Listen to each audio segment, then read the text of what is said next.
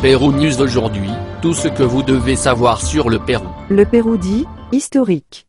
L'Argentine a battu le Brésil 1-0 au Maracanã et est leader des éliminatoires sud-américains. Nicolas Otamendi a marqué le but vainqueur de l'Argentine contre le Brésil au Maracanã. Historique. L'Argentine, grâce à une tête de Nicolas Otamendi, a battu le Brésil 1-0 au Maracanã et a ainsi mis fin à la séquence de grattage lors des éliminatoires sud-américains. La victoire, dans un classique entaché par un violent incident dans les tribunes, permet à l'Argentine de terminer l'année en tête des tours de qualification avec 15 points, soit 2 de plus que l'Uruguay, son dauphin immédiat.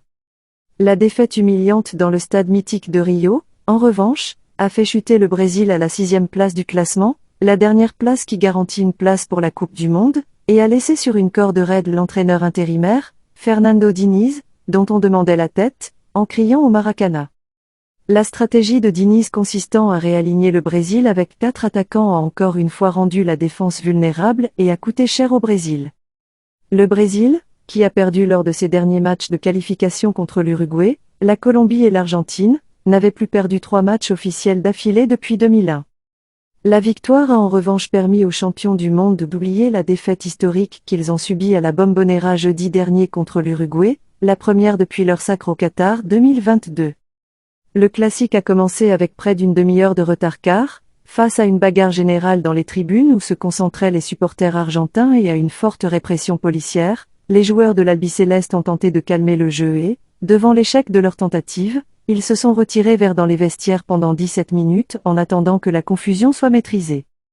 L'ambiance chaude dans les tribunes s'est transférée sur le terrain, avec plusieurs jeux violents dans les premières minutes et un carton jaune à la 5e minute pour Gabriel Jesus pour un coup au visage qui a fait saigner le nez de Paul. Peu de temps après, Rafinha a également vu du jaune pour une autre attaque sur le visage de Paul.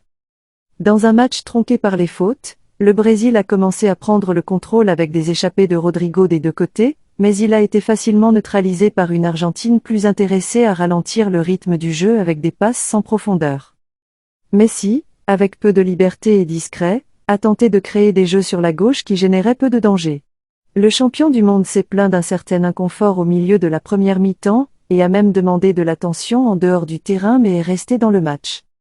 Le Brésil a également essayé avec les jeux de Gabriel Martinelli, Gabriel Jesus et même de l'ailier Emerson Royal, mais il a toujours été contenu en dehors de la surface et sans finir par une Argentine qui à ce moment-là s'était complètement retirée. Canarinha a mis la pression dans les 5 dernières minutes, quand ils ont finalement terminé et ont eu leurs meilleures occasions, d'abord avec un tir de Rodrigo qu'Enzo Fernandez a contenu, puis avec un de Martinelli dans lequel Romero a joué un rôle déterminant pour éviter le but brésilien. Le Brésil est revenu plus fort en seconde période et a mis la pression dès les premières minutes, au cours desquelles Rodrigo, Rafinha et Martinelli ont eu de claires occasions d'ouvrir le score. Mais lorsque le Brésil était à son meilleur niveau, la première avance de l'Argentine a suffi à renverser la situation. Après un cornet tiré par Lo Celso, Otamendi a sauté plus haut que les défenseurs brésiliens pour ouvrir le score à la 62e minute contre une équipe du Maracanã étonnée qui a immédiatement commencé à demander la tête de l'entraîneur intérimaire, Fernando Diniz.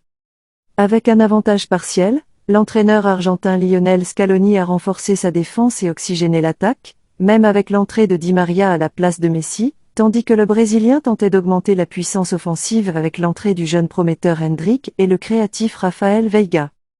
Encore une fois, alors que le Brésil semblait mieux et cherchait l'égalisation, l'expulsion de Joelinton pour une attaque sur De Paul a fini par laisser à l'Argentine un avantage numérique alors qu'il ne lui restait que 10 minutes pour gérer son avantage au tableau d'affichage. L'Argentine a profité du désespoir brésilien dans les dernières minutes et a consacré plus de temps à l'attaque, avec des passes applaudies par le public brésilien, déjà à bout de patience avec la Canarinha. Abonnez-vous et suivez-nous sur nos réseaux sociaux, Facebook, YouTube, Instagram et TikTok. Pérou News aujourd'hui, suivez-nous sur Facebook et Instagram.